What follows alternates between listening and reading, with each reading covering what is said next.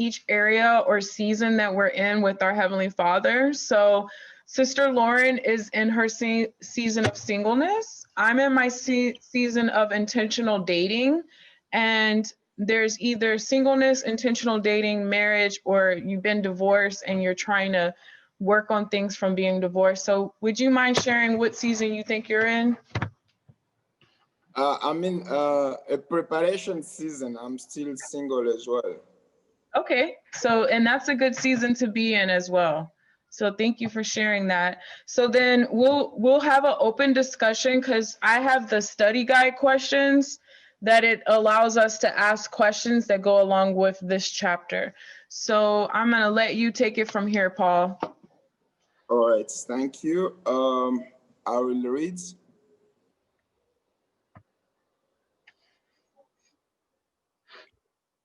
Rip up your list. So maybe you're the kind of person who somehow has never gotten around to making conscious relationship goals and has just fallen into the relationship rut. But more than likely, you've got some kind of goals, targets, or makers of success in mind when it comes to relationships. That's better. Still, even if you do have targets, I want you to be open-minded about whether these are the right targets. You may need to re-examine them because, see, it's possible to have a target for your arrow that's the wrong target. Let's say you're single and ready to mingle, and you've made a list of things you want in a significant other.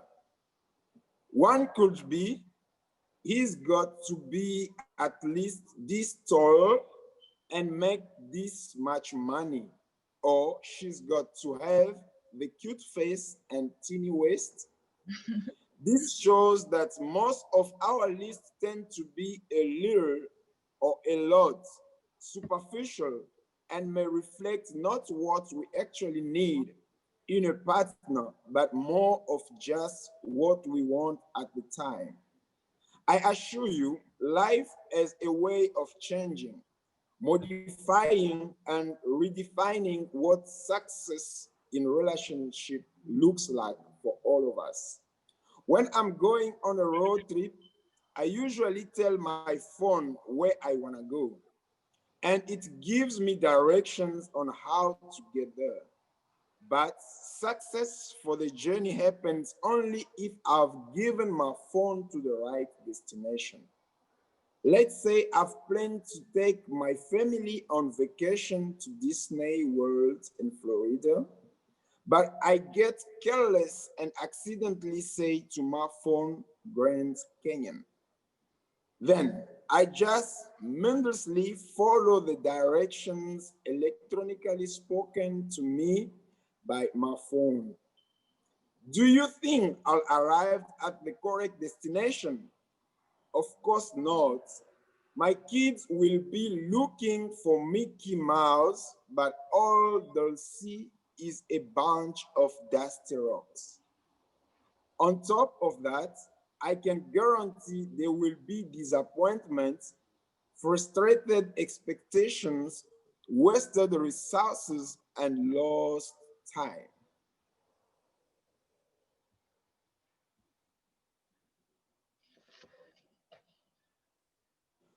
My point is, many of us are tapping in our own destinations for relationships, but they are not necessarily the goals that we should really be pursuing.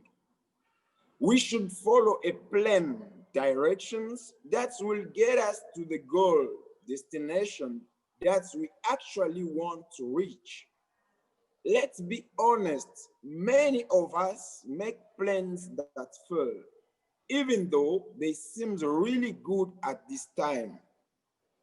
There is a path before each person that seems right, but it ends in death. Reads from Proverbs chapter 14, verse 12. I've seen that verse proved through so many times that everything that seems right isn't always right. And someone else who is learning the same lesson is a young woman named Sarah. When I met Sarah not so long ago and talked to her about a relationship, a relational life, she was kind of down. She was still single past the age when she'd hope to get married. Would you say that you have a clear idea of the kind of guy you want? I asked, trying to be helpful. Oh, yeah. And I'm starting to think that's the problem.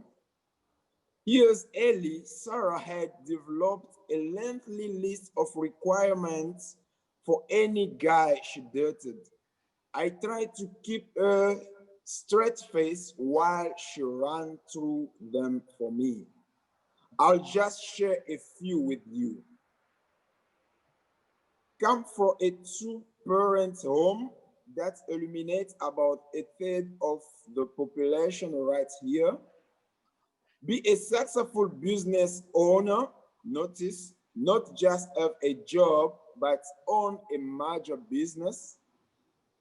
Be a preacher or work in ministry, a successful businessman or a preacher. Be able to tell jokes that makes her laugh. Be very athletic. After years of refusing to get the no, man, or let them get to know her because they didn't line up with her criteria, she was starting to wonder if her list was a bit unrealistic. Yeah, girl, maybe just a little.